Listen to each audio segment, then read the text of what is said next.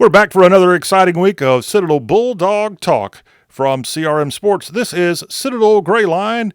Great to have y'all as part of the program. John Rawl is my name, and we've got Andrew Miller and Thomas Scruggs standing by to dissect the big win over North Greenville that happened last week at Johnson Haygood Stadium. And lo and behold, we got a SoCon opener about to go down for the Bulldogs, and we'll break down the big upcoming game with the Mercer Bears. All that on this week's Citadel Gray Line. I want to invite you to be part of our program as we have our Charleston area number that you can call in on or text on, preferably 843-779-8496.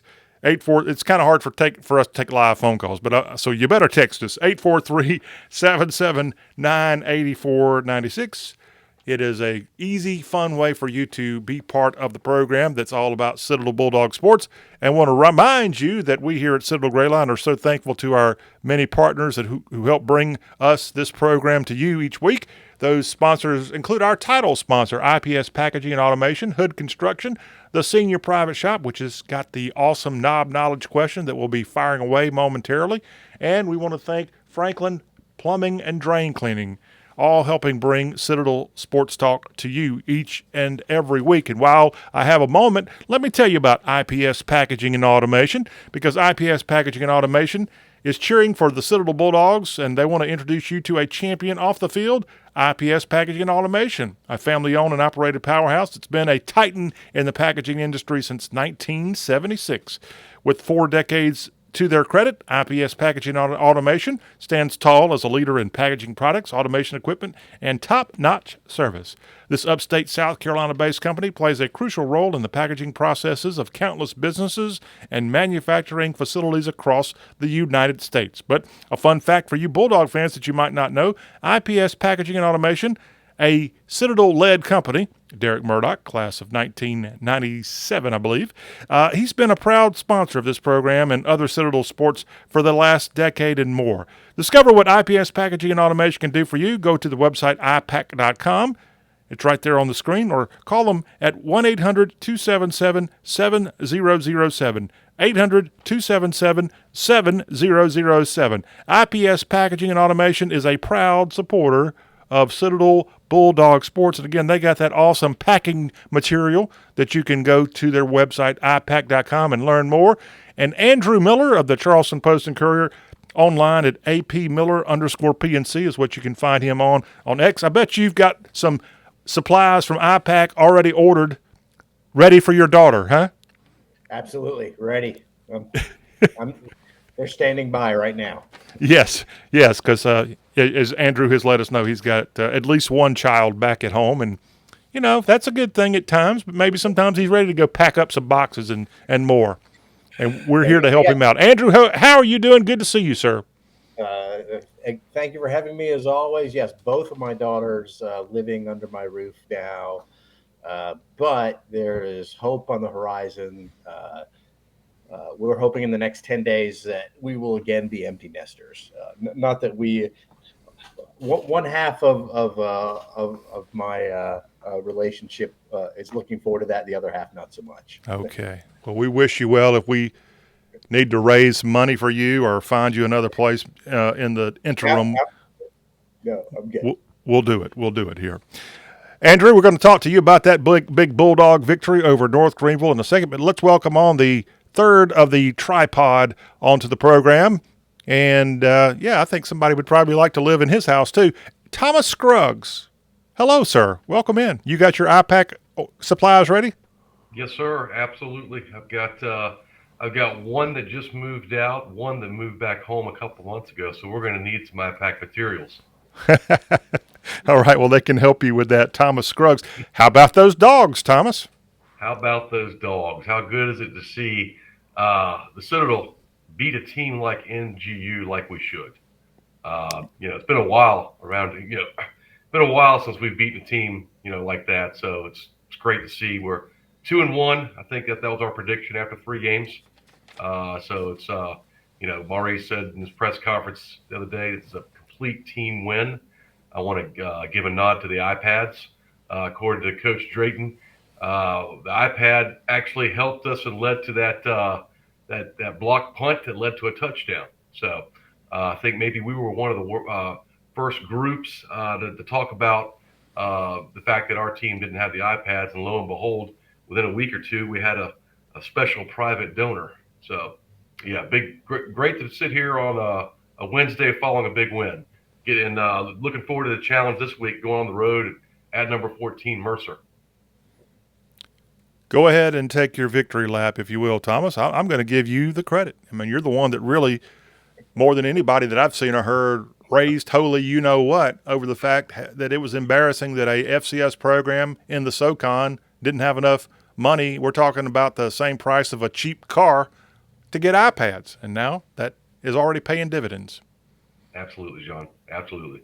I did see on some message boards, maybe the same day or right after that.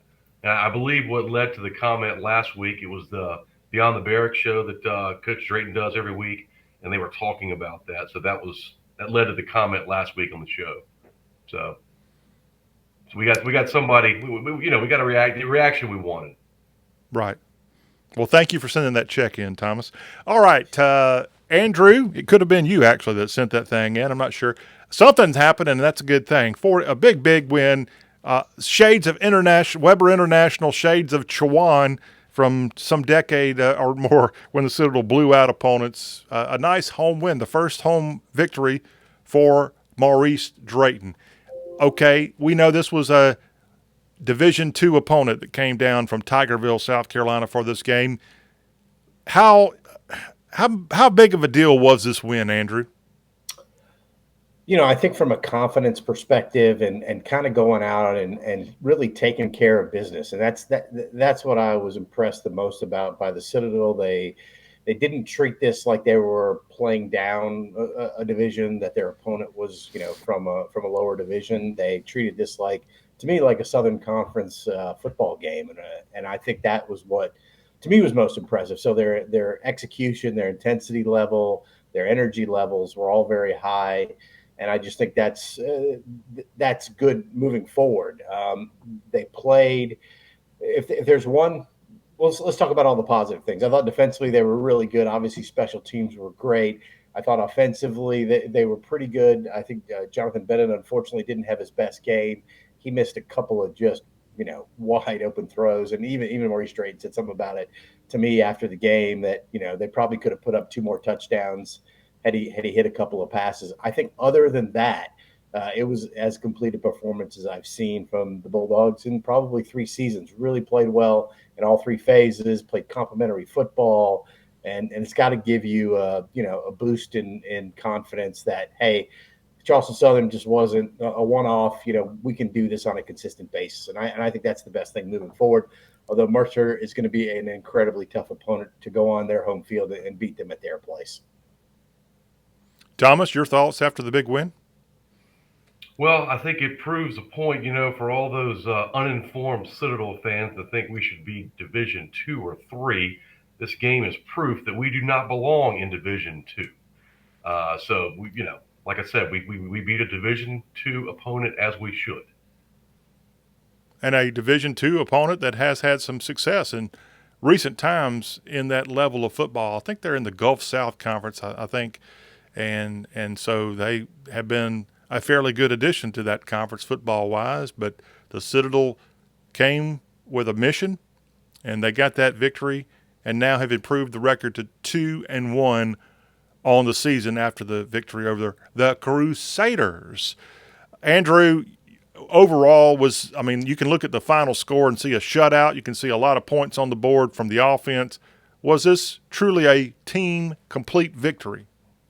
Oh, yeah, 100%. I mean, like I said, besides a few misses in the passing game that probably would have tacked on, 70, 80 yards, which would give them over 400. I mean, would you like to have seen their offense, the Citadel's offense, play, at least from the rushing standpoint?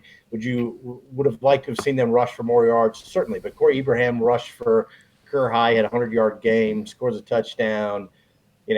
Justin Fletcher gets in there and gets some action as a backup quarterback. He scores a couple of touchdowns. it's just a really good way to kind of keep everybody on the team engaged, because I believe everybody on scholarship played who's not being redshirted played in this game. So I think from a confidence standpoint, from an execution standpoint, yeah, it was a complete effort there. You know, the only negative or downside was maybe in the passing game, but they didn't need it. Probably would have liked to have seen them have a little bit more rushing yards, but I mean, now we're just nitpicking over a 54-0 victory, and I don't think that does anybody any good moving forward, because it was a 54-point victory. We're picking on the passing game a little bit here. What happened there? Were the receivers not getting open? Were they dropping balls? What was going on? No, they were, especially early. There was a post pattern deep over the middle, and I cannot remember. I want to say it was Graves Billups who was wide open over the middle, and he only missed him by a couple of feet, but it was still, he was just, he had 2 steps on the defensive back. He could have just walked into the end zone. That was in the first quarter. I believe it was even on the first drive. Had that play wide open, just missed it. A couple other times missed open receivers that we have seen him already in the first 2 games make those throws. So, again, to put up 54 points when your quarterback isn't at his very best, I think speaks volumes for how much this team has improved from last year to this year. And my apologies, everybody. I'm usually pretty darn good at this kind of stuff. Unbeknownst to your friendly Citadel Gray Line host, Trailblazers is the name of North Greenville. Yeah. I was going to say that because I called them the Crusaders, and somebody corrected me. Did they change their name? Yes. Yes. And I'm not sure when they did it, but they did do it. But you're right. I knew them as the Crusaders, and I put them on. I had that on there and then I did it one time on social media, and then somebody immediately messaged me and said they're the Trailblazers now. And I was like, no. And then I looked it up. Yeah, they are. Well, John, apparently the name Crusaders was not quite PC enough. Okay. So they decided to change the name to the Trailblazers. Well, they stole a page, I guess, out of Valparaiso up in Indiana, who are now the Beacons. Yeah. And are no longer whatever they were before. Yeah, absolutely. Hey, maybe everybody could use a little cleaning of their, whatever you want to call it, their morals, their athletic history or whatever. You know what? When I think of cleaning, Thomas, I think of Franklin, because Franklin Plumbing does drain cleaning. FranklinPlumbingSC.com is the website. You can give them a call at 803-281-2974. They've got a 24-hour emergency service available Monday through Thursday. And they have a great team of plumbers on standby to help you with a full service of plumbing, gas, drain, and sewer needs. Again, that 24-hour emergency service number available. And if you go to FranklinPlumbingSC.com, it's right there on your screen, you can go there and get a $250 off sewer replacement from Franklin Plumbing and Drain Cleaning. Citadel led, doing a great job in the Midlands of South Carolina. And again, if you need a little help, they're there to help you. Franklin Plumbing and Drain Cleaning. Give them a call at that great number. 803-281-2974 is the way to get in touch with the good folks at Franklin. All right, let's say they come out of this game victorious. The confidence is there. Do you feel that confidence carrying over, Andrew, when you go to things like Monday's presser with Coach Drayton? Yeah, 100% there. A story that I'm going to write, I think for Friday or Saturday, I'm not sure when we're going to run it, is on how does the Citadel handle success. They're 2-1. They've won a couple of games. They're riding pretty high now. How do they handle success? And I think they're going to be fine. When I talk to the players, it sure seems like they're still hungry for more, and that's always a great sign, especially after, again, a 54-point win over a team from a lower division.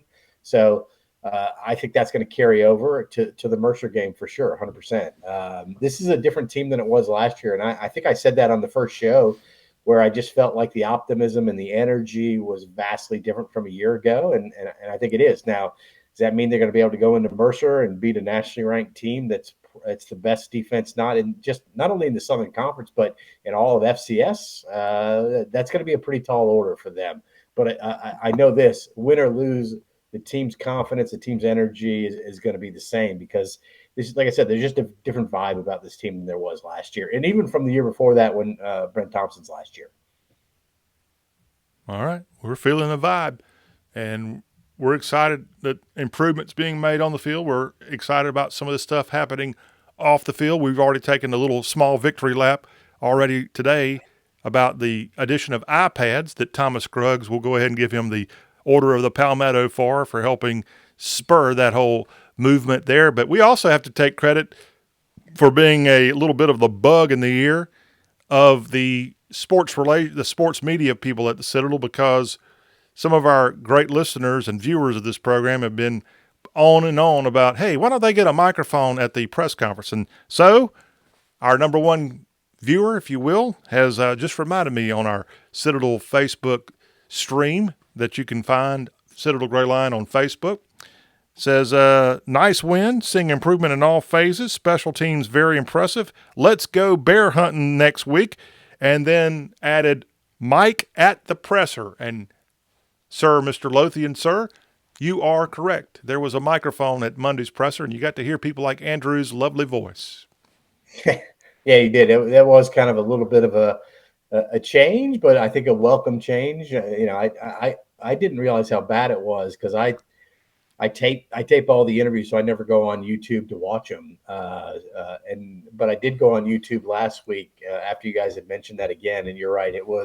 It's kind of confounding. You can't hear us, and you just hearing Coach Drayton's response. But yeah, they had a mic there. They one of the problems is that on the fourth floor at Johnson Haygood, they have that technology and that capability. But if you go to the fifth floor, where the press box is on Johnson Haygood, that for some reason you can't do it there, and I don't know why. Or that, at least that's what I was told. So we're going to continue to, as far as I know, we're going to continue to do all the Monday pressers on the fourth floor. Well, it was a nice addition, and people like Andrew really ask great questions. And if you're not able to be there in person, you want to be able to get those questions in their entirety. And thank you, athletic department, for finding an extra mic. And now we can hear Andrew and his fellow Bulldog beat writers ask the tough questions. Did Coach Drayton answer the questions that you posed the way you wanted to this week? Yeah, I mean, he's like every other coach. Sometimes when you ask him a question, he doesn't want to talk about that. He'll talk about something else. But that's just typical of every coach that I've ever dealt with in my entire 35 years in the business. Charlie Taft, the old Citadel coach, was notorious for not answering questions, and I'd worked with him probably 2 or 3 years.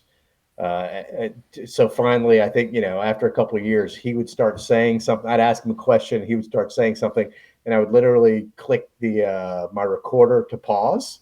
And then he would look at me and he'd look down at the recorder and then he kind of motioned me, and then I turn it back on. He goes, "Oh, but to answer your question," and then he would answer the question. That just shows you, he got to say what he wanted to say. And then he got to answer my question too. So I always appreciated that. And he always took those cues in a very funny way. So I always appreciated that from Coach Taft. Doubting Thomas, you've already acknowledged that you watched this presser this week from Coach Drayton. You weren't able to make it. So if you could ask a question, what would it be? And maybe Andrew can speak for Coach Drayton. Well, why don't you put me on the spot here, John? I mean, I'm not Andrew. So if I could ask Coach Drayton a question, I don't know. He kind of addressed it a little bit in the press conference, but we had about the announced attendance was 8,867. So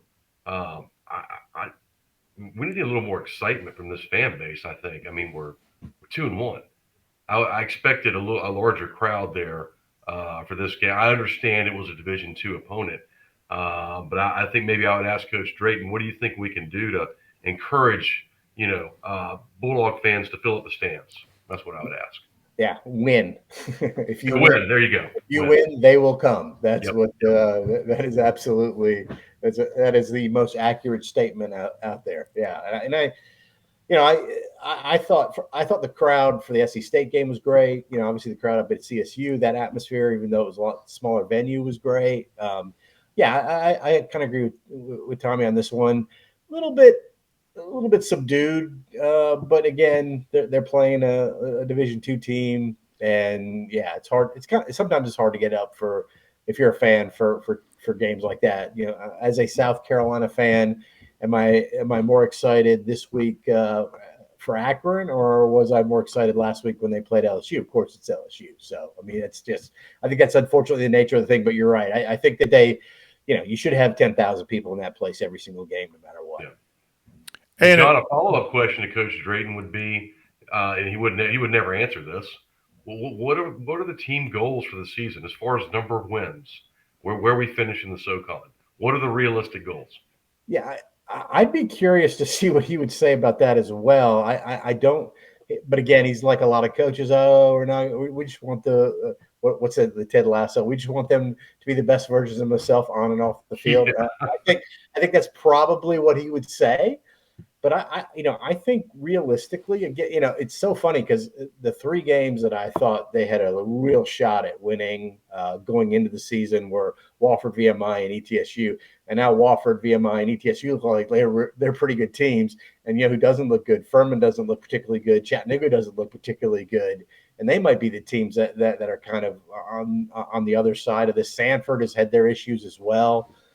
So really, to me, Mercer right now, and they haven't played the most difficult schedule, although they did go to Chattanooga. They went to Chattanooga. Yes, they went to Chattanooga, beat Chattanooga at Chattanooga. They seem to be kind of head and shoulders right now above the rest of the conference. But everybody else, that's a coin flip to me. I mean, nobody's really stood out. Furman has really been disappointing, I think, if you're a Furman fan, about how they've done so far. So it's going to be a really interesting season because I think kind of the bottom third of the league is really improved, and maybe the top third of the league that were what we considered the top third of the league going into the season, maybe they're not as good as we thought they were. So this is a wide open race this year, although right now I'd have to give Mercer the edge. you're giving Mercer the edge over everybody, and that's the opponent this week, huh? That is correct. I think they are the best team in the league. I think Western Carolina has a chance to be a really good team. And obviously, they went to NC State, and I was really impressed with what they did there, but they have kind of tripped over themselves here a little bit of late. So, it's just going to be an interesting race to the end there. But to me, Western, Mercer, I think Furman's going to rebound, but, we'll see. We will see, and that's why we will be talking about Mercer momentarily. They are this week's opponent, first SoCon game of the season for the Mighty Dogs. Well, let me introduce you everybody to Senior Private Shop. Senior Private Shop is our proud presenter of Knob Knowledge each and every week here on Citadel Greyline. This is where we ask a trivia question, and people can chime in with the answer to 843-779-8496. And if you correctly guess it and you're the first person to do that, you will get a nice prize pack from Senior Private Shop online at seniorprivate.com. And I want to congratulate last week's winner, Marion Lamar, who lives in the Beaufort area. And Mr. Lamar, I assume Marion is a masculine name in this case, Lamar successfully got last week's Knob Knowledge question, which the question was a little bit of a doozy. The class of 1944 is known as the class that never was, where all but 2 of the classes called up for duty went to World War II. Outside of the time of federal occupation, there are 2 other classes that have no graduates that appear on the Citadel's alumni rolls. Can you name either one of these so-called classes that never was, in addition to the class of 1944? And we've got a winner, thanks to Mr. Lamar. But Thomas, you claim to know a little bit about South Carolina's military college. Do you have a guess on the other 2 classes? Well, there was a class that resigned en masse or was kicked out en masse in like the late 1800s, early 1900s, John. And then, of course, you had the class that went off to fight the war between the states and never graduated. You're wrong, and you're wrong. Andrew, do you want to take a guess? I know you're all about the guidon.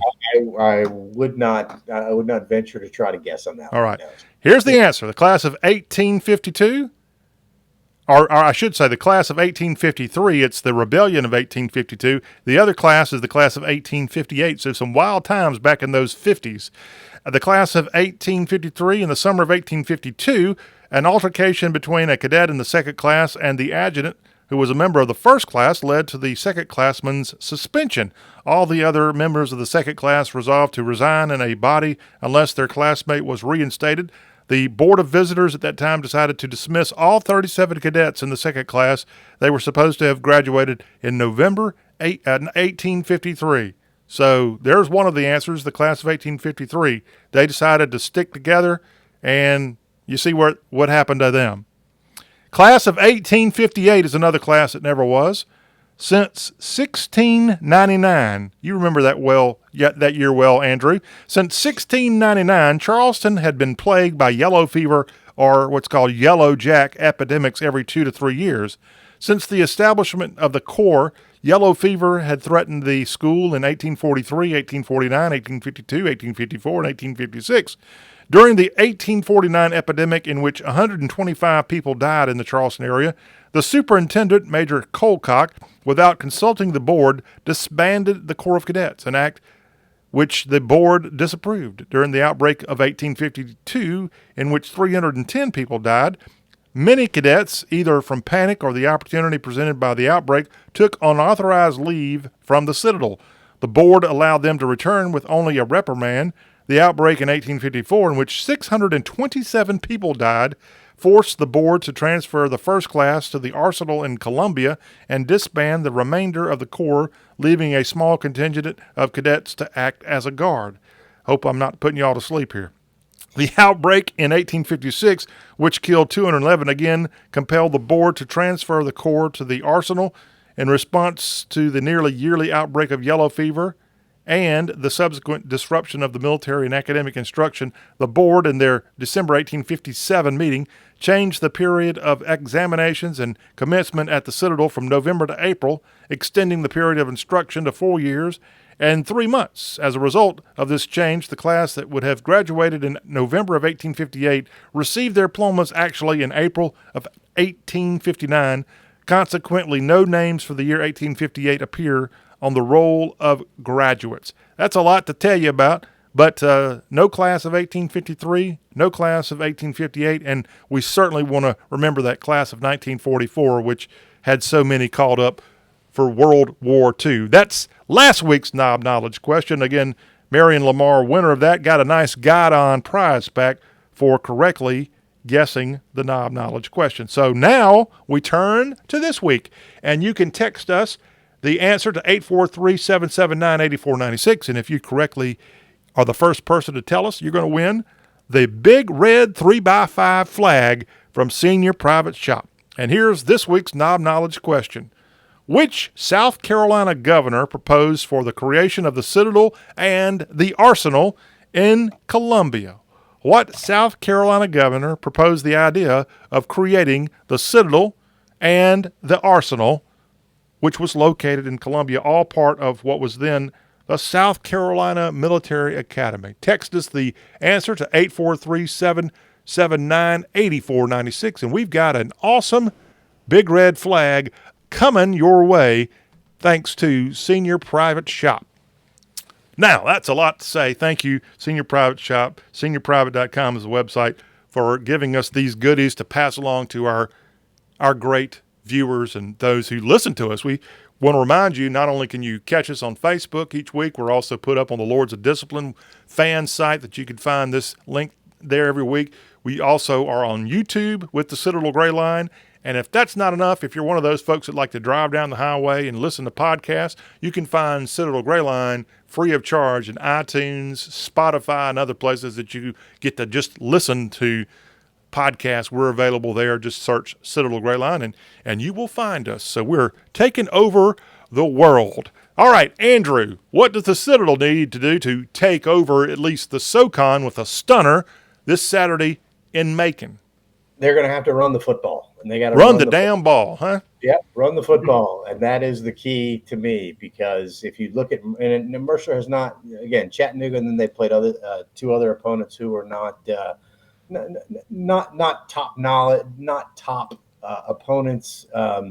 They played Presbyterian and Bethune-Cookman, and they're anyway. They've only allowed 41 total rushing yards in 3 games. Let me repeat that. Not in 1 game, but in 3 games. They've allowed 41 rushing yards over 3 games, which is amazing. And it just shows you the kind of defensive front. And if you kind of look at the preseason all SoCon teams, they've got at least 1 player at every level on their first or second all SoCon preseason teams, at the defensive line, at linebacker, and in the secondary. So they've got an all-conference player at each level of their defense. That's one of the reasons they're really good. Up front, they're really good. They got 3 linebackers who, and Coach Drayton touched on this in the presser this week. They got 3 linebackers who play together a long time. They got a lot of experience. They're very active. So they've got to be able to run the ball, keep the ball away from Mercer's offense. We keep talking about they do have the number 1 defense in the Southern Conference. They're giving up less than 200 total yards and 5 points a game. And in second place is the Citadel defensively, 344, and they're giving up 14 points a game, the Citadel is. So that just shows you the disparity between first and second place and how well Mercer has done defensively. They've got a really good offense. I think they're second overall in total offense in the league. They're averaging about 420 yards a game. So, I mean, it's going to be a tall task for the Citadel to go on the road and win a game there. And it starts with being able to run the football, establishing the line of scrimmage. I thought Corey Ibrahim had a really good game, but you're going to need more than Corey Ibrahim. I think Jonathan Bennett's going to have to get involved. And I think some of these, Cooper Wallace is going to have to make a play in there. And it'll be protecting Jonathan Bennett, too, because they're going to have to throw the ball a little bit more this game than they have the last couple of games to be able to stay in it. And let's hope JB is a little bit more on with his passing accuracy this week than he was last week. Mm-hmm. Mercer, of course, they, as you say, are sort of a favorite maybe to win the SoCon, which saying a lot after what we saw from Furman last year. Yeah, but, Furman is not, they lost a ton of people. I think they only had 10 returning starters. I did, if I'm not mistaken. They have kind of stubbed their toes coming out of the gates here. They lost to Charleston Southern, which really was a surprise to me. And then they got, I think they play William and Mary this week, who's a nationally ranked team. So they could very easily be 1-3 here. Now, so Furman isn't quite the team that we thought they were, or at least I thought they were. I thought they'd just be able to reload. He talked about how what a good recruiting job that he'd been doing, Clay Hendricks, the coach up there. And he thought he had guys who'd come in here and fill in, but maybe it's going to take them a little bit more, a few more weeks to develop here. But yeah, right now, if I had to pick a winner in the league, to pick a team that's the best team in the league right now, is Mercer. Okay, we'll be watching them closely. What about the Bears? Puts a little pep in your step, Scruggs. I don't know. We can't be one-dimensional on offense if we have any chance of staying in the game. We got to get off the field on third down. The things that plagued us in the SC State game can't come back to us this week. So, if I had to guess score prediction, I'd say 31-17 Mercer. Sounds about right. And there's no shame in that. But like Andrew said, Mercer is the favorite to win the SoCon. But you never know. That's why you play the game. Thank you for the optimism, Thomas. You're sitting there modeling that beautiful polo. You're modeling that beautiful polo, and I know Coach Drayton and his crew are trying to build it the right way, Thomas. And that's exactly what the folks at Hood Construction do each and every day. They build it the right way. For the last 38 years, they've been doing just that. Hood Construction, a full-service construction management company, 30 years plus in the making, with clients in South Carolina, North Carolina, Georgia. They take a holistic approach to their clients' business and project objectives in order to find the best value solutions. Go to the website, hoodconstruction.com, and check out some of the great projects they've got underway. From colleges in South Carolina that they're helping to build nice buildings for and more. Then they are an award-winning company. I'm reading right now about how they received the Preservation Award for Morgan Hall. That's something you can go read all about. Hood Construction, 803-765-2940 is the number. Again, they build it the right way, hoodconstruction.com. And Thomas, is that a pretty good testimonial of your company? Absolutely, it is, John. And every week here on the show, I'm on location here at Hood Construction, right at 1215 Shop Road. All right. Good place, just down the road from a certain alleged football stadium, I believe. Alleged, yeah. Yeah, a football stadium that you could say the Citadel owns. Yeah, one of the nicest stadium venues in all of college football, actually. You think so? Did they do a good Oh, I job this do. past weekend hosting game day? Yeah, the game day. This place was crazy. Columbia was crazy for game day. Columbia really put on a good show. Absolutely. Well, I wanted to ask Andrew, since he's the only one of us here today in the party that is lucky enough to call 843 his permanent home. We're working on it, Andrew. We'll catch up to you one day. But I noticed that at least one of the Charleston TV stations went on location to Columbia on Friday and broadcast live back to Charleston. And they did a bunch of like on the scene type reporting, building up for the big South Carolina LSU football game. I know the Citadel's not the Gamecocks, okay? But do any of the media outlets go well and above, I guess, giving the Citadel a little bit of that special treatment from time to time, too, TV wise? Yeah, I think so. I think Scotty Eisenberg and Channel 4 does a great job, obviously, of getting kind of those local stories in there. And I think Summer and Kevin at 5 and Dan Fanning at 2, everybody does a really good job. But yeah, you're right. It's when College Game Day comes to town. I mean, we're talking millions of viewers, and unfortunately, the Citadel doesn't quite have that kind of following just yet. But hopefully, here in the very near future. Well, what I'm hearing from you, Andrew, since Thomas was so successful in getting iPads on the sidelines, here at this show, we've already helped, thanks to Hayes and others, get a microphone at press conferences. We're going to start right now today a campaign to get College Game Day to Johnson Haygood Stadium.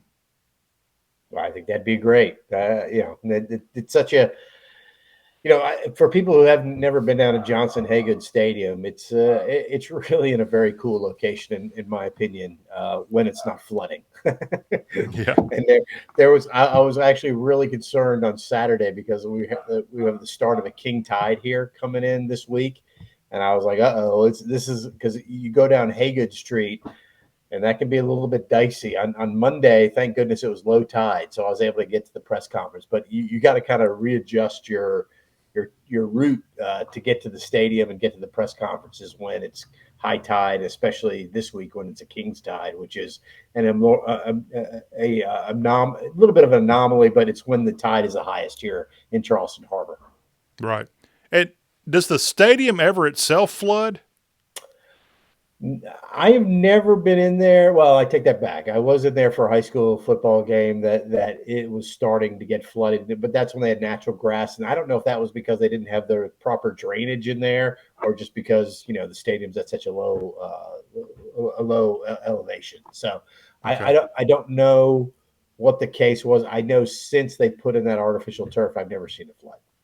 I know Burke High School's football across the way over there, they had enormous issues with that, I guess, flooding and more, right? Yeah, they did, and now what they were able to do is they were able to raise the field, and it was kind of strange to see that because they actually raised the field about 6 feet, and so when they were raising it, if you would when you drove by Stony Field, you'd kind of look at it, and the track would be where it's supposed to be, and the stands were supposed to be. Then the field would be about 6 feet high in the air. It was really kind of strange to see, but then they put in the turf, and now the field's back to where it was, and those flooding issues have all but gone away as well. All right, good to hear that for the other Bulldogs that are just around the corner from the Citadel. All right, so we've pretty much, I think, covered everything Bulldog football, getting you ready for the Mercer opening game this week. What else going on in Citadel athletic world, Andrew? Well, I continue to work on my big story that I'm hoping is going to come out next week, but we shall see. But otherwise, volleyball, basketball, wrestling, volleyball's doing, they're not going to win 23 games in a row like they did last year, but they're off to a pretty good start. And Dave is the volleyball coach is, kind of challenge them a little bit more with their preseason schedule. Obviously, they went in that preseason, their pre-conference schedule. They obviously went to Nebraska, one of the top programs in the nation, and played them there. And then Citadel and the Citadel basketball and wrestling teams are kind of gearing up for the start of their seasons. Outstanding. We're trying to get our basketball and baseball coaches on here soon. If you have any questions for either one of the coaches, feel free to drop that in here. Want to give you a programming note. We already have our guest set up for next week. It's going to be Doug Kelly from the class of 1982, I think it is. He actually, Thomas, I know you've always wanted this, but this guy actually got it. Citadel Alumni Association Alumnus of the Year. Doug Kelly recently got that honor, and he's going to come on and talk about his own Citadel experience, his time in the Air Force. He retired as a lieutenant colonel, what he's doing now in North Alabama, and more. Doug Kelly, our Band of Gold Spotlight, and that's coming your way next week. We're hoping to get him on this week, but our schedules just didn't jive, so we'll have to get Colonel Kelly on next week. But if you know him or have any questions, get ready to pose them to Colonel Kelly next week here on Citadel Grayline. We're open to all connections to the Citadel. You can be an alum, you can be a supporter, you can just have any kind of connection at all. I mean, one of my favorite interviews that I've ever done on this program was we interviewed the late, great Tony the Peanut Man on Citadel Grayline many years ago, and it was truly a riot when Tony the Peanut Man was on our program. We've also interviewed Jeff Foxworthy here on this show. So, we open it up to all kinds, but we welcome any kind of ideas. If you've got a person that might be a good interview, we welcome that. Citadel at YALL.com. Citadel at y'all.com is our email, or you can text us again on that 843-779-8496 number. Don't forget Andrew's on Twitter, now called X, AP Miller, AP_PNC.com. While we're talking about the Post and Courier, Andrew, tell me about some of the stories you've dropped this week on postandcourier.com. Well, early on from Monday's press conference, I talked about the special teams, which have been very special so far up to this season. And again, working on a story that will run either Friday or Saturday on the kind of the Citadel handling success after last year's 0-11 season. Now they're 2-1 after 3 games. How do you handle success, which to me can be just as important and just as crucial as handling defeat and adversity. How do you respond? You know, if you were 1-2 and you coming off a bad loss, to me, it's the same thing as being 2-1, coming off a very convincing win against an opponent you should have beat. How do you handle that success? And I think that's going to be crucial here moving down the rest of the season. Looking forward to the read. Thomas, anything from you, sir, before we say goodbye for the week? No, John, I think that's about it for this week. All right. Well, thank you all for being a part of our program, Citadel Grayline. We will be back here next week, hopefully talking about a victory over the Bears and getting you set up for what's next for Citadel Athletics and all that goes on at South Carolina's Military College. Have a great week, and thank you so much for being a part of Citadel Grayline on YouTube at CRM Sports.